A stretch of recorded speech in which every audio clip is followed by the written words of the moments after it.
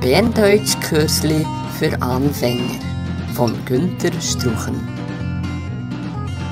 Teil 3. Studiert, einen akademischen Titel besitzend. Wäffler-Pesche entschied sich für eine Lehre als Sanitärinstallateur.